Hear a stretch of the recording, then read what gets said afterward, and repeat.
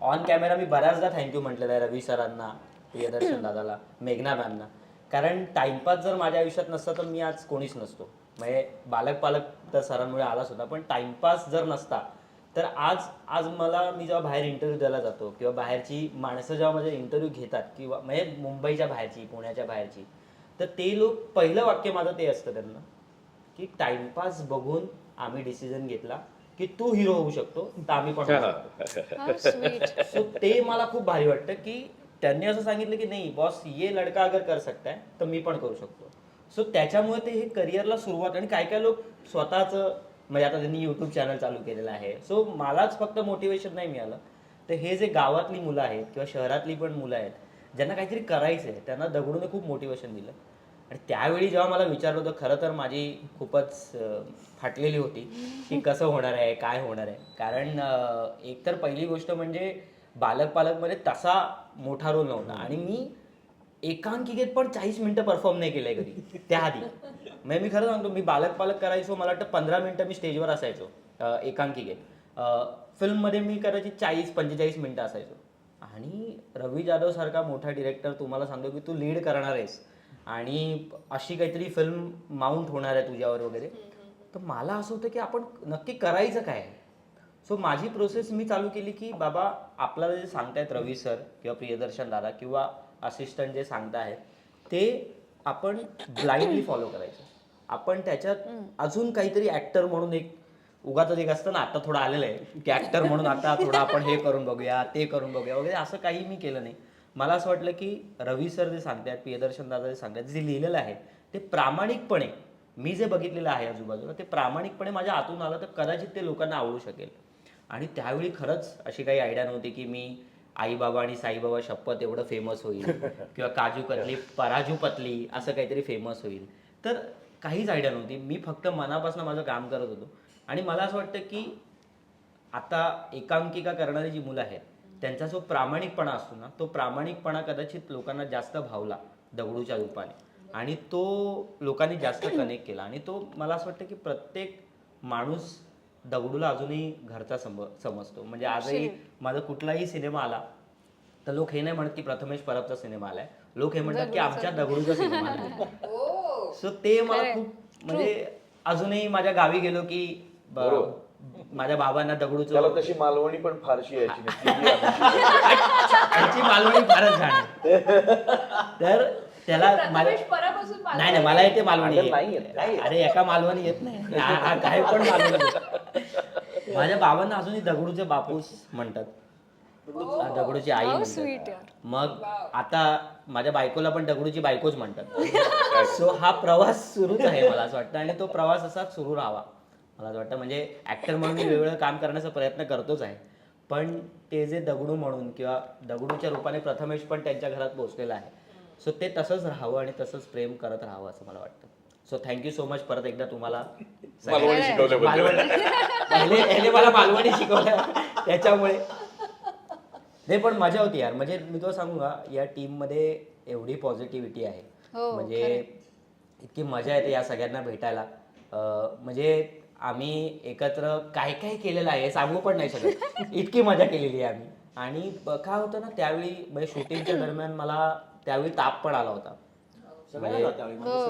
डेंग्यूची साथ होती. डेंग्यूची साथ. आणि मला वेळ लागले. आम्ही जे शूट केलेलं आहे, अरे बापरे, पावसात आम्ही टँकर मागून शूट केलंय 12 तास. आणि ते ठाण्याच्या पाईपलाईन आहे तिथे झालंय ना शूट. अरे खूप. आणि आम्ही हायस्पीड मध्ये करायचो, त्याच्यामुळे मला वेळ लागले. हिने ते फार गोड गायले, पण आम्ही ते असे गायचो, मला वेळ लागले प्रेमाचे, मला वेळ लागले, आणि त्याच्यात ऍक्टिंग करायचं. त्याच्यात माझं डोकं आणि सगळा ताप बीप. एक दिवस सरांनी, मला आठवतंय, सरांनी शूट कॅन्सल केलं होतं टाइमपासचं. एक दिवस मला ताप होता. सर आणि मॅम स्वतः डॉक्टरकडे मला घेऊन गेले. मी ठाण्यातच राहिला होतो, त्याच्यामुळे लोकांना असं वाटतं की मी ठाण्यातच राहतो. माझं करिअर ठाण्यातच झालेलं. तर त्या दिवशी मी डॉक्टरकडे गेलो आणि डॉक्टर म्हणाले की पॉसिबलच नाही याला शूट करणं दुसऱ्या दिवशी. आणि मग सर आणि मॅमने डिसिजन घेतला की दुसऱ्या दिवशी शूट आपण कॅन्सल करूया. तर त्यावेळी असं खूपच असं वाटलं होतं की आपल्यामुळे शूट कॅन्सल होत आहे वगैरे वगैरे वगैरे. तर सरांनी फार कम्फर्टेबल केलं त्यावेळी की काही नाही, आपली तब्येत महत्त्वाची आहे, तू स्वतःची काळजी खूप घे. काळजी घेतली अरे शूट होत राहील म्हणजे आम्ही बॉर्नविटा प्यायलो सगळं प्यायलो सतत बॉर्नविटा द्यायचे गरम गरम सतत आणि ते दूध आणि- स्पेशल टॉवेल्स पण होते. हा स्पेशल टॉवेल्स होते आमचे आम्ही 2 टॉवेल्स होते एक सुकला का दुसरा एवढं ओलं व्हायचो आम्ही. पण मला असं वाटतं की त्यावेळी असं कोणतरी आई बाबांनंतर कोणी काळजी घेणार असेल आमचं तर ते रवी सर आणि मेघना मॅम होते. कारण शूटच्या वेळी आपलं कोणीच नसतं ना. कारण शूट त्यावेळी असं होतं की चल यार शूटिंग करतेवर जाते असं बऱ्याचदा लोकांचं, आता मी बरंच काम करतो बऱ्याच लोकांचा असा अप्रोच असतो. पण त्यावेळी एका नवीन ऍक्टर बरोबर एका नवीन ऍक्ट्रेस बरोबर अशा प्रेमाने वागणं आणि असं मनापासून प्रेम करणं फार मला असं वाटतं त्यावेळी त्यांचं फारच कौतुक आहे. आणि त्यांनी आपलं समजलं होतं आम्हाला. म्हणजे त्यावेळी ना आम्ही त्यांची मुलंच होतो त्यामुळे ते आम्हाला थोडंसं ओरडायचे पण थोडंसं ओरडून झाल्यानंतर त्यांना कळायचं की मूड ऑफ झालेला आहे तर जाऊन प्रेम पण करायचे. किंवा मग माझी एक शिक्षा होती की मला असं त्याच्यात थोडं रॉ दिसायचं होतं तर मी काय चुकलो तर सर म्हणायचे ह्याला उन्हात उभं करा ह्याला उन्हात उभं करा तिकडे जाऊन. तर मी उन्हात आपण उपवन लेकला असा फिरतो. त्यावेळी कोणी ओळखायचं नाही ना तर आम्ही उपवन लेकला फिरत असायचो मी तरी, कारण मला अजून काळ व्हायचं होतं त्याच्यात. सो अशी सगळी शिक्षा त्यावेळी सर आम्हाला द्यायचे. पण मजा होती त्यावेळी. फारच शिकण्याचं वेगळी प्रोसेस होती. म्हणजे आम्ही शिकत होतो हे पण कळत नव्हतं. म्हणजे ते खरंय, खूप इनडिरेक्टली easy जे होतं. शिकणं असतं ना ते म्हणजे हा माणूस आपल्यासाठी एवढं करतोय, मॅम एवढं करतायत, सेट आपल्यासाठी एवढं करताय, हे नकळत आपल्यावर संस्कार होत असतात ना की असं शूटिंग असतं, असं प्रेमाने शूटिंग होतं. सो ते पण टाइमपासने आम्हाला वेगळं प्रेम शिकवलंय. म्हणजे लोकांना तर प्रेम शिकवलंय पण आम्हाला पण असं प्रेम शिकवलंय. आम्ही आमच्यामुळे लोक प्रेम शिकले. कसं करायचं. दगडू आणि प्राजक्ताचं कसं काय त्यांनी म्हणजे आता रवीने पण सांगितलं, प्रियदर्शनने पण सांगितलं, पण ही प्राजक्ता जेव्हा तुझ्याकडे आली तेव्हा एकतर तुझं खरं बघायला गेलं तर शाळामध्ये तू काम केलंस, पण तसं बघायला गेलं तर तुझं पहिलं प्रेम तसं गाण्यापासून तू सुरू केलं होतंस आणि अपघाताने तुझी एंट्री सिनेमात झाली आणि तुझ्याकडे चांगले त्या पद्धतीचे प्रोजेक्ट आले. एक शाळा आपण म्हणू शकतो, टाइमपास त्याच्यातला एक आहे. त्यामुळे प्राजक्ता जेव्हा तुझ्याकडे आली तेव्हा तिला एक तर तू बेसिकली तशी वाटली आहेस, होतेच मी हा, तशी. त्यामुळे आम्हाला ते तुला आणि आता मी अजिबात तशी नाहीये.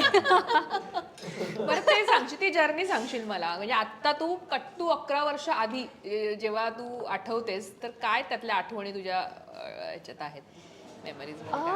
मी खरं सांगायचं तर ऑलमोस्ट 360 फरक पडलाय माझ्यात. म्हणजे मी तेव्हा खूपच नाईव, शाय, भयंकर शाय.